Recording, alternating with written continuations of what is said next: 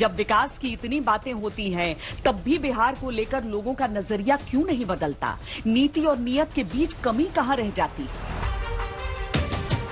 बिहार का विकास हुआ है, इसमें कोई दो राय नहीं।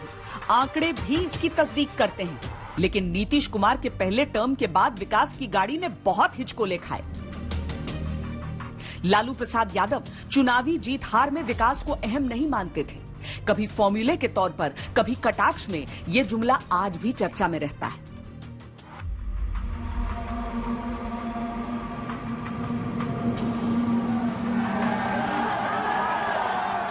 समोसे के आलू और पनीर को अब गठबंधनों की जरूरत से जोड़कर देखिए। गठबंधन के इस गणित को जोड़ते जोड़ते शायद विकास नाम के मुद्दे के लिए चुनावी गाड़ी में सीट नहीं बचती, क्योंकि बिहार की दुर्दशा का जिम्मा किसी एक के मत्थे नहीं मढ़ा जा सकता।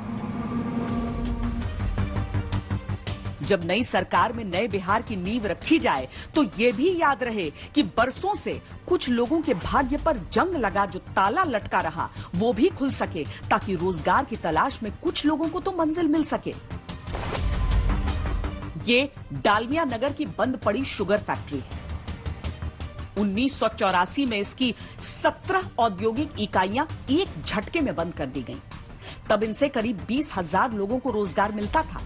यह क्षेत्र चीनी मिल के अलावा सीमेंट, पेपर, वनस्पति, फाइबर जैसे उद्योगों का केंद्र था। यहां की ट्रेड यूनियन से निकले दो नेता बिंदेश्वरी दुबे और केदार पांडे बिहार के मुख्यमंत्री तक बने, लेकिन बंद फैक्ट्रियों के तालों से जंग कभी नहीं हुई। लोगों ने गन्ना उपजाना बंद कर दिया। पलायन की सड़क सीधी शहरों की तरफ निकल गई।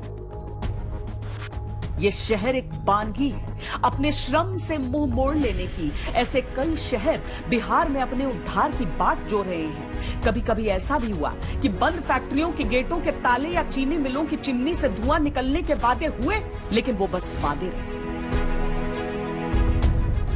एक समय था जब देश का 40% चीनी उत्पादन बिहार करता था। एक समय यह है कि सिर्फ 4% चीनी उत्पादन बिहार करता है।